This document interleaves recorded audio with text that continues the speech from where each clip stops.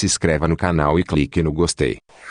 O sol é para todos 27. Que se via Aratanjei natural. Nas unhas brilhava o cutex natural. Mas algumas senhoras mais novas usavam cor de rosa. Cheiravam divinamente. Optei por ficar sentada em silêncio, voltando a assumir o controle das minhas mãos, bem agarradas aos braços da cadeira, à espera que alguém falasse comigo. O ouro da dentadura da senhorita Maldi reluzia. Está muito bem vestida, senhorita Jean-Louise, disse ela. Mas onde é que estão as tuas calças? Debaixo do vestido. Confesso que não era minha intenção ser engraçada, mas a verdade é que as senhoras riram. Comecei, então, a sentir um calor intenso na face quando, finalmente, percebi o meu erro. Só a senhorita Maldi olhava para mim com gravidade. Ela nunca ria das minhas piadas, a menos que o comentário fosse para ter graça. No silêncio súbito que se formou, a senhorita Stephanie Crawford perguntou, do outro lado da sala, o que quer ser quando crescer? Jean-Louise, advogada. Não, ainda não pensei nisso, respondi eu, agradecida pela senhorita Stephanie ter mudado gentilmente de assunto. Comecei então a escolher rapidamente a minha vocação. Enfermeira, aviadora, bem, ora. E eu que pensava que queria ser advogada. Até já começou a ir ao tribunal. As senhoras voltaram a rir. Esta Stephanie sempre nos saiu uma brincalhona, disse alguém. A senhorita Stephanie acabou sendo encorajada a prosseguir. Não quer ser advogada? A mão da senhorita Maldi agarrou a minha e eu respondi com bons modos. Não, só quero ser uma senhora. A senhorita Stephanie olhou-me, algo desconfiada. Achou que eu não estava tentando ser impertinente e contentou-se com um, bem, não vai muito longe se não usar vestidos mais vezes. A mão da senhorita Maldi apertou a minha e eu não respondi. O calor da sua mão era mais que suficiente. A senhora Grace Merriweather estava sentada à minha esquerda e achei que seria de bom tom falar com ela. Ao que parece, o senhor Merriweather, um metodista inveterado à força, não via nada de errado em cantar a misericordiosa graça como é doce o som que salvou a minha pobre desdita 12. Era a opinião geral, em Macomb, que a senhora Merriweather o tinha feito deixar a bebida, tornando um cidadão respeitável. A senhora Merriweather era, com toda certeza, a senhora mais devota de Macomb. Procurei um tópico do interesse dela. O que é que estiveram estudando esta tarde? Perguntei. Oh,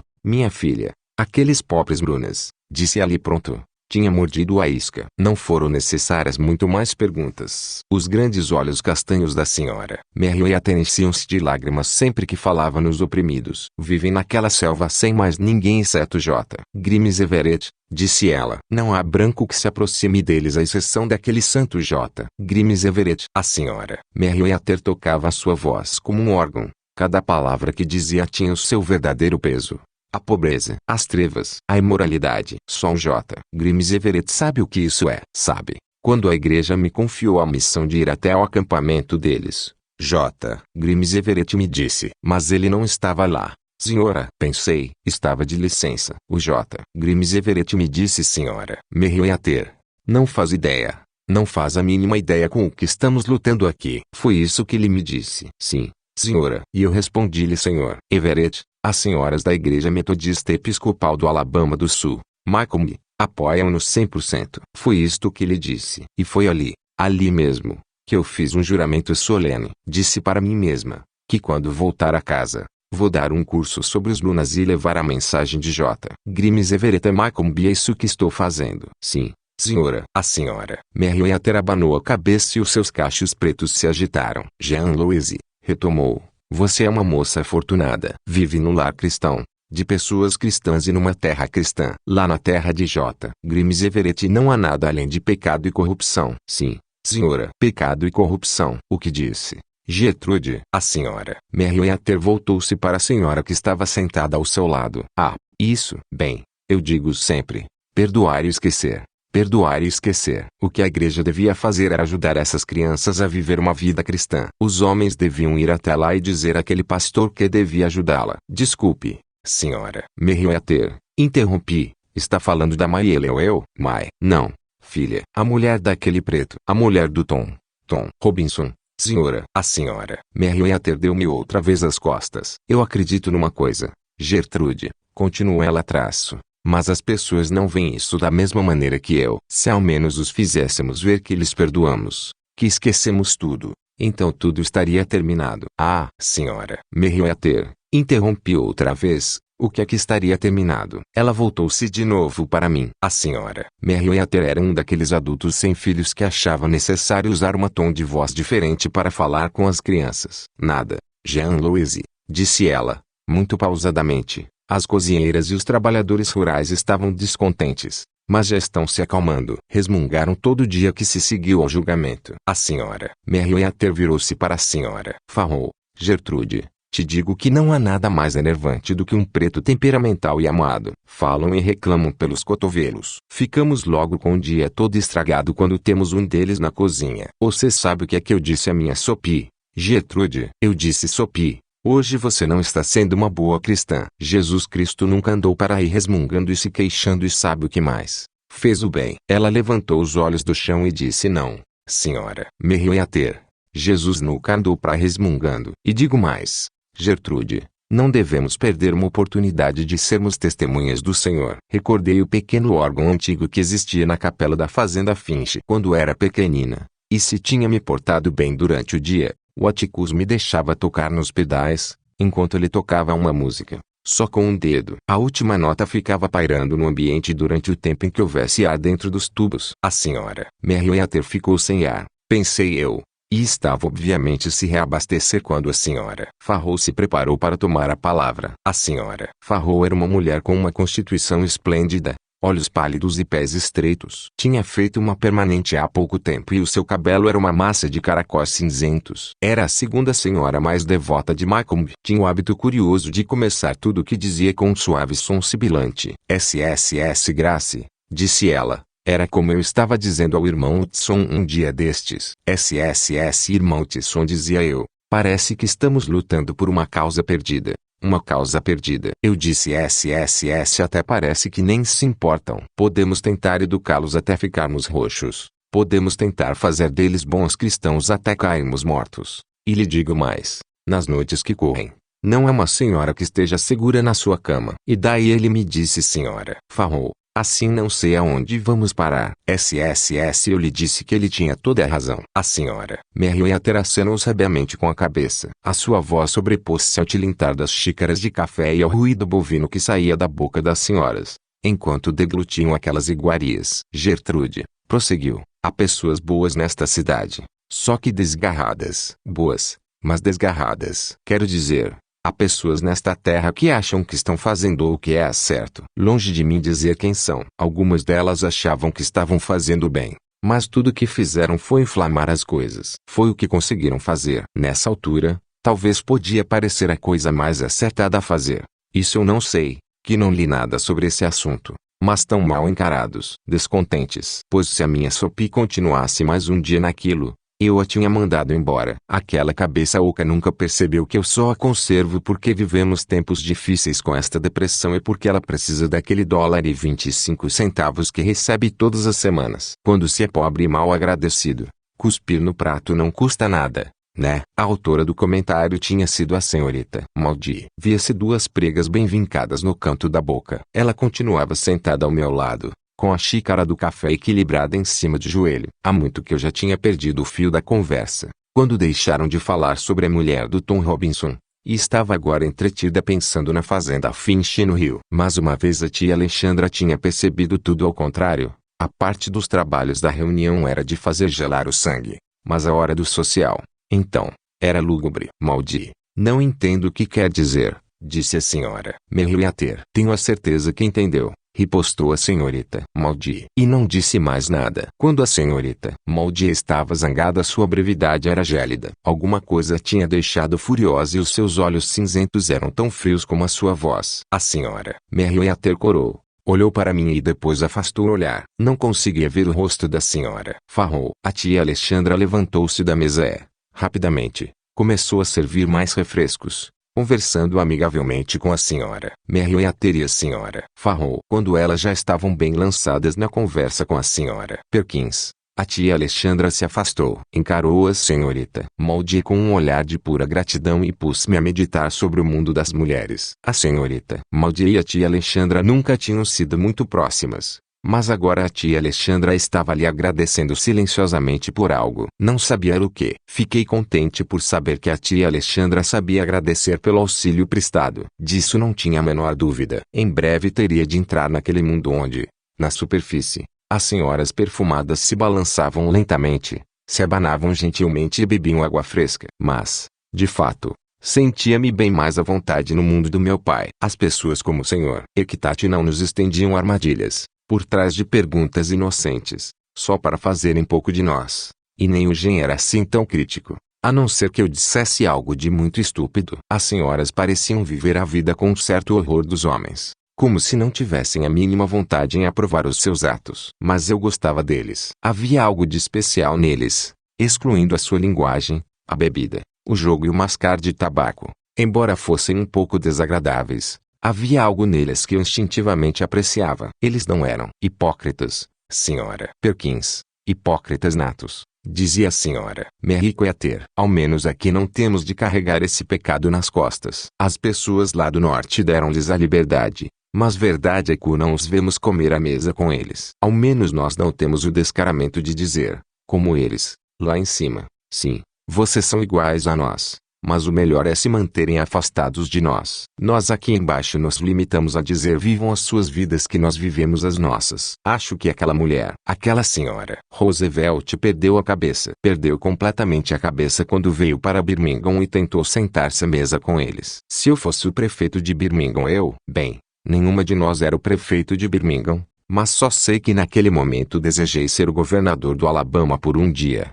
Libertaria o Tom Robinson tão depressa que a sociedade missionária não ia ter tempo para perceber o que tinha acontecido. Ainda no outro dia a Calpurnia contava na cozinheira da senhorita Rachel que o Tom estava suportando muito mal a situação e não parou de falar quando eu entrei na cozinha. Ela disse que não havia nada que o Atticus pudesse fazer para tornar mais fácil a prisão do Tom e que a última coisa que lhe disse antes de o levarem para os campos de trabalho foi adeus, Sr. Finch, não há nada que possa fazer por mim. Por isso não vale a pena tentar. A Calpurnia contou que o Atticus lhe tinha dito que, no dia em que levaram o Tom para a prisão, ele tinha perdido a esperança. Ela disse que o Atticus tinha tentado lhe explicar as coisas, e que ele não devia perder a esperança, pois o Atticus estava fazendo tudo para o libertar. A cozinheira da senhorita Rachel perguntou a Calpurnia por que Atticus não lhe tinha dito que sim, que ele ia ser libertado, sem dar grandes explicações. Porque isso seria um grande conforto para o Tom. A Calpurnia então respondeu porque você não conhece a lei. A primeira coisa que se aprende quando se vai trabalhar para uma família de homens da lei,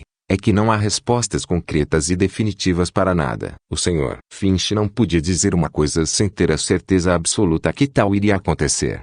A porta da frente bateu e ouvi os passos do Atticus no átrio. Automaticamente pensei que horas seriam. Ainda era cedo para ele chegar em casa e nos dias da sociedade missionária era normal ele ficar na cidade até escurecer completamente. Parou na entrada da porta. Tinha o chapéu na mão e o rosto estava pálido. Perdoem-me, minhas senhoras, disse ele. Continuem com a conversa. Não deixem que a minha presença lhes perturbe. Alexandra, pode me acompanhar até a cozinha? Por um minuto. Quero te pedir a Calpurnia emprestada, por algum tempo. Em vez de atravessar a sala de jantar, atravessou o corredor dos fundos e entrou na cozinha pela porta de trás. Eu e a tia Alexandra fomos falar com ele. A porta da sala voltou a se abrir e a senhorita Maldia juntou-se a nós. A Calpurnia estava se levantando da cadeira. Cal, disse o Atticus quero que vá comigo até a casa da Ellen Robinson. O que aconteceu? Perguntou a tia Alexandra, alarmada pela expressão do meu pai. O Tom morreu. A tia Alexandra levou as mãos à boca. Mataram-no a tiro,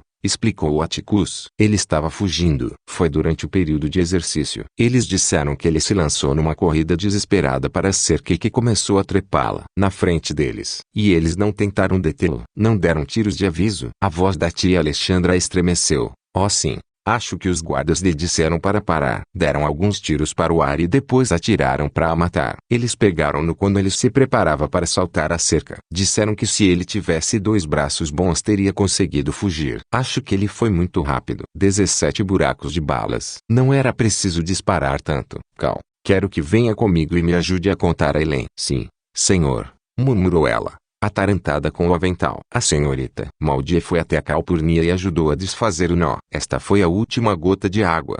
Atticus, disse a tia Alexandra. Depende da perspectiva. disse ele. O que é um negro a mais ou a menos no meio de 200? Para eles, ele não era o Tom.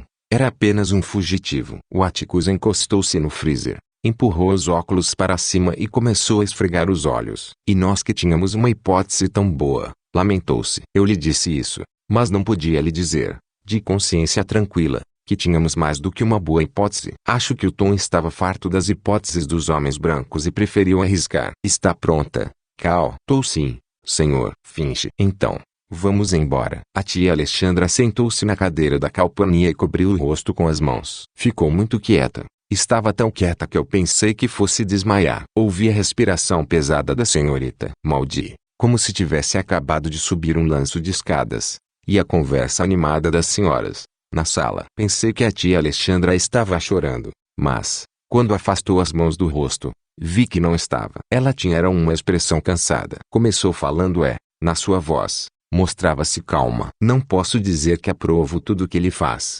Maldi, mas ele é meu irmão e só queria saber quando é que isto vai acabar. A sua voz aumentou de tom. É que isto está despedaçando ele. Ele não é o tipo de pessoa que demonstra, mas isto está despedaçando ele. Eu bem vi quando. Que mais é que eles querem dele, Maldi? Que mais? Quem? Alexandra, perguntou a senhorita Maldi. Refiro-me a esta cidade. Estão todos dispostos a deixá-lo fazer aquilo que todo mundo tem medo de fazer por conta própria, para não perder o seu rico dinheiro. Está todo mundo disposto a deixá-lo arruinar a sua saúde por aquilo que eles próprios têm medo de fazer. Todos. Calma. Elas ainda te ouvem, disse a senhorita Maldi. Encara as coisas desta forma, Alexandra. Quer Malcolm saiba ou não, estamos todos prestando-lhe a maior homenagem que podemos prestar a um homem. Nós confiamos nele para fazer o que está certo. É tão simples quanto isso. Quem? A tia Alexandra nem sequer percebeu que repetia a pergunta do seu sobrinho de 12 anos. O punhado de gente desta cidade que acha que justiça não é só uma prerrogativa dos brancos. Aquele punhado de gente que acha que um julgamento justo deve ser para todos. Aquele punhado de gente que tem humildade suficiente para pensar, quando olha para um negro, aquele poderia ser eu, se não fosse a bondade do Senhor. De repente, a velha ruga da senhorita Maldi estava reaparecendo. Aquele punhado de pessoas desta cidade que tem uma família com um nome para zelar. Esses são o teu quem? Se eu tivesse estado atenta, teria mais uma nota a acrescentar à definição de nome e antecedentes do gen. Mas quando dei por mim estava tremendo sem parar. Já tinha estado no campo de trabalhos forçados de infiel de Atticus tinha me mostrado o pátio de exercícios. Era do tamanho de um campo de futebol. Para de tremer, ordenou a senhorita Maldi e eu parei. Vamos a Alexandra. Deixamos elas a sós tempo demais. A tia Alexandra se levantou e alisou os vários babados que tinha à volta da cintura. Tirou o lenço do cinto e limpou o nariz. Ajeitou o cabelo e disse: Tá aparecendo muito? Nenhum vestígio, respondeu a senhorita Maldi. Então, está recomposta, Jean-Louise? Sim, senhora. Então, vamos nos juntar às senhoras, disse ela, sombriamente. As vozes delas avolumaram-se quando a senhorita Maldi abriu a porta da sala de jantar. A tia Alexandra entrou na minha frente e via sua cabeça erguer-se à medida que atravessava aquela porta. Oh, senhora Perkins, notou ela. Está precisando de mais café. Eu vou buscar já. A calpurnia foi dar um recado. Grace, disse a senhorita Maldi. Deixa-me lhe servir de mais uma destas tortas de amora. Soube o que aquele meu primo fez. Aquele que gosta de pescarias. E assim continuaram, ao longo daquela fila de senhoras sorridentes, em volta da mesa de jantar, enchendo xícaras de café e distribuindo docinhos como se o único problema que existisse fosse o desastre temporário de terem ficado sem a calpurnia. O suave sussurro recomeçou novamente. Pois sim, senhora Perkins, esse J. Grimes Everett é um mártir, um santo. L. Precisavam casar, por isso fugiram ao salão de beleza todas as tardes de sábado, até o pôr do sol. Vai para a cama com as galinhas. Uma caixa cheia de galinhas doentes. O Fred diz que tudo começou aí. O Fred diz. Do outro lado da sala, a tia Alexandra olhou para mim e sorriu. Olhou para uma bandeja de bolachas, pousada na mesa, e acenou afirmativamente. Peguei cuidadosamente na bandeja e quando dei por mim estava caminhando na direção da senhora Merriweather. Recorrendo às minhas melhores maneiras, perguntei-lhe se ela não queria se servir. Afinal de contas, se a tia conseguia ser uma senhora numa altura destas, eu também conseguiria 25. Não faças isso, Scout. Coloque-o já nas escadas de trás. Jen, está doido? Já te disse para colocá-lo nas escadas de trás. Suspirando, peguei naquela pequena criatura, Pousei no último degrau e voltei para minha cama. Setembro tinha chegado sem qualquer vestígio de tempo frio e ainda continuávamos dormindo na varanda coberta dos fundos. Ainda havia pirilampos a cirandar e mesmo aqueles bichos, os insetos noturnos que costumavam bater todo santo verão contra a porta de rede, ainda não tinham partido com a chegada do outono. Um tatuzinho tinha conseguido entrar dentro de casa. Achei que aquele pequeno verme tinha subido as escadas e entrado por debaixo da porta. Ia pousando meu livro no chão, ao lado da cama, quando vi. Estas criaturas não têm mais de 1 centímetro e quando lhes tocamos elas enrolam-se, transformando-se numa bolinha cinzenta. Final da parte 27.